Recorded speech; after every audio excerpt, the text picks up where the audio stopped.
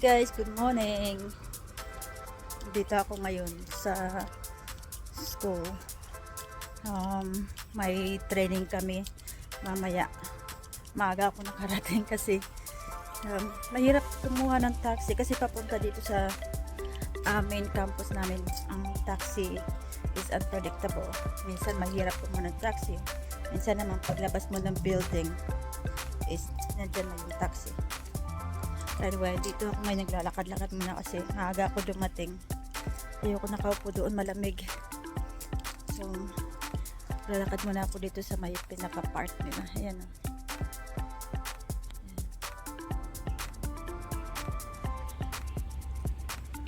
Naglalakad ako dati dito. Dito pa ako sa main campus naka destino. Ngayon, nandun na ako sa baba. Pakita ko sa inyo mamaya yung view ng kung saan ako nagtatrabaho. Sampay muna ako dito. Wala pa kasi masyadong tao doon, dalawa pa lang sila na tao doon. Kaya sabi ko maglakad muna ako. Kaya para nagbo-bloated ako, kaya gusto kong matagtag muna. Tahimik, medyo malamig ng konti dito, pero gusto ko yung weather. Hindi ako papawisan. Ganda dito, peaceful. Ayan. So, first day back namin, 1 week holiday namin last week. First day back namin ngayon. Training kami ngayon. Ayaw ko talaga ng training na to. Inaantok ako pag nagtitraining kami. Summarize na yung kung ano yung mga natutunan. Wala na ako natutunan kasi ang utak ko ay inaantok, tulog. So dyan sa taas na yan, dyan yung secondary kung saan katrabaho yung asawa ko. Dito wala ka masyado makita, pero yung likod ng mga to is yung mga likod ng mga kahoy na to is the tawag dito yung mayayaman na mga nakatira dyan, mga mayayaman dito sa peak nakatira dyan.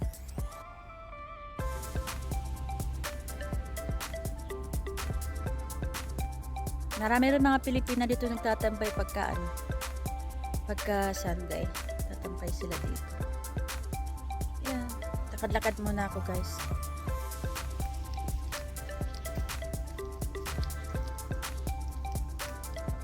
Peaceful dito guys.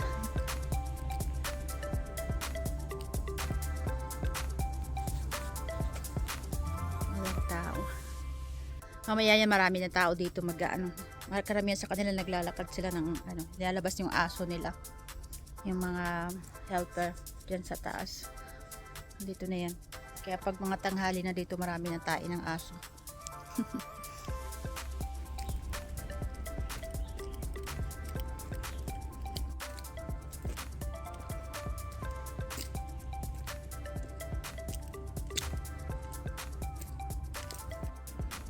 Ang ganda ng view dito guys.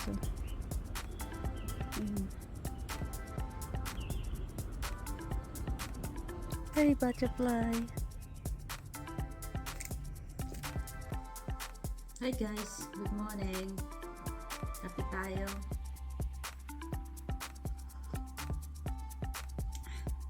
First day back namin sa school ngayon. Kahapon pumasok kami kahapon, pero training ng buong school, both campuses. So ngayon yung proper classes na palit na ng mga bata. Swerte nga nila meron silang extra 1 day off. Kami 1 week lang. Okay naman yung namin kahapon, training namin kahapon. Medyo productive siya. Hindi siya boring, hindi kagaya ng dati na naantok ako. Pero ngayon okay naman. Yung kahapon okay siya. Mas marami akong natutunan. So ngayon, balik eskwela ulit yung mga bata tsaka kami. Pakita ko sa inyo guys sa labas ang dilim na. Lumalamig na ng konti dito sa Hong Kong. Tingnan yung sa labas. ano na.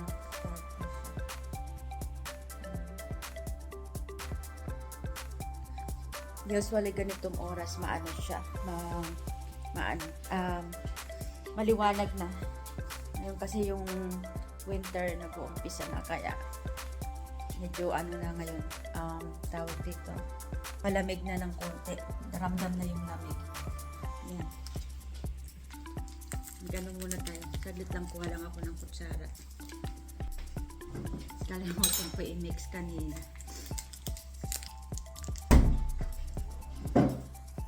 Kailangan natin to kasi kakaedad na tayo, yung collagen natin bumababa. Kaya minsan nag-uumpisa mamulupot yung ating mga balat. Actually, dapat kanina ko pa ito hinalo. Madali lang naman siya ihalo eh.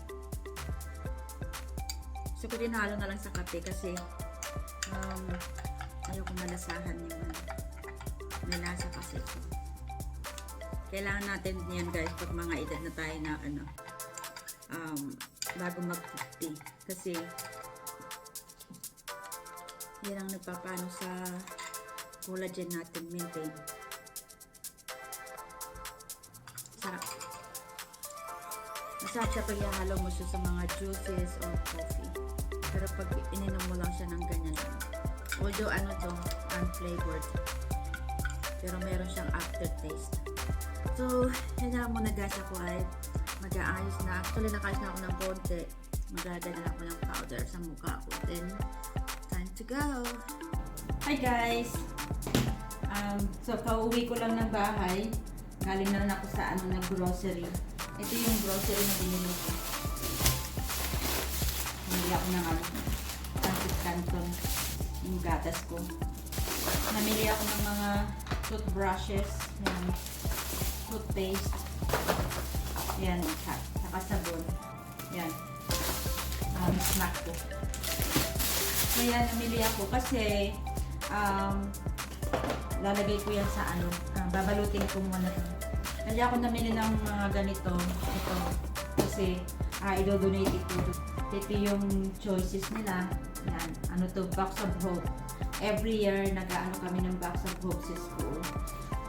Pupulikta yung school. So, yung mga bata, nagdadala sa school ng mga ganitong box. Nilalagyan nila ng kung ano yung choice nila dito. Nandito yung mga choices. So ako, ang pinili ko is yung sabon at saka toothbrush at toothpastes. Yan.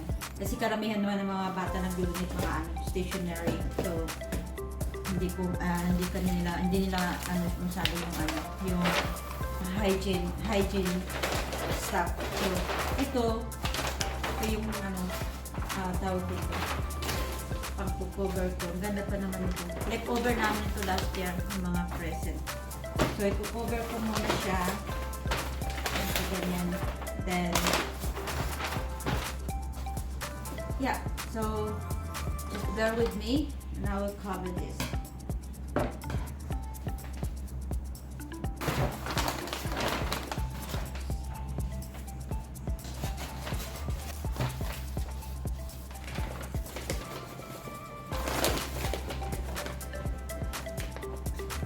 Dati guys, ang nag-aano nito is yung mga bata, yung mga anak ko. Pa sila. Nag-aaral pa sila dito sa school. Sila yung nag-aano nito. Ngayon ako na lang kasi wala na sila eh. Nakakagaan ng loob kapag yung kahit konti lang ang ma-donate mo, makatulong ka. Ang sarap ng feeling. Kasi syempre, ako naranasan ko kung paano hirap dati. Hindi ko naranasan ang magkaroon ng mga regalo. Kasi wala kami. Pero okay lang. At least nabawi ko na naman yun. Nagsumikap ako.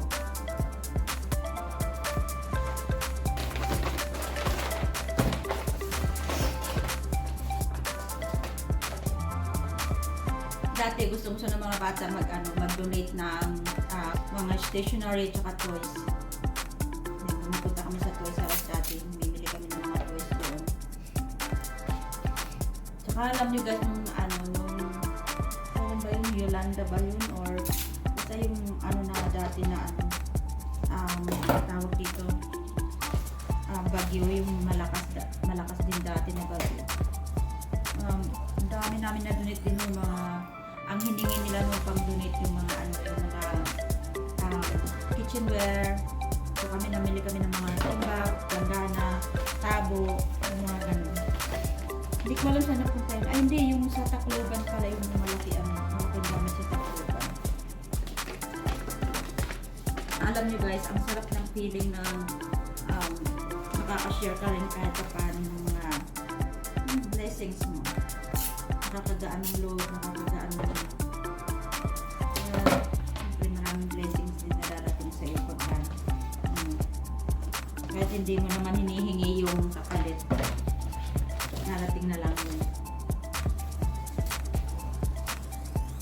Okay, so yan guys, tapos na. Yan ang ganda. Huwag nyo lang titingnan yung loob. Medyo makalat yung loob. Ayan, ganda. So, tatakip lang natin ito dito. So, ganyan na yan. Okay, so ngayon, gagawin ko naman is lalagay ko, sana magkasya. Ay, magkasya. So, lagyan natin yan. And then, sabon. Parang hindi pa yata magkasya. Ay, parang ayaw magkasya. Okay. Ngayon, dedicate ko lang ito dito.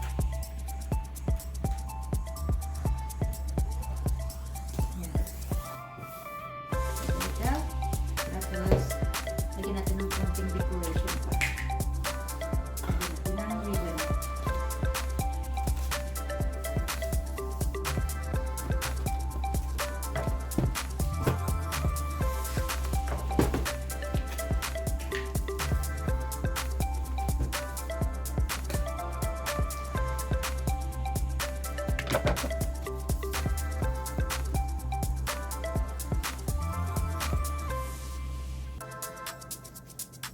Okay, so yan.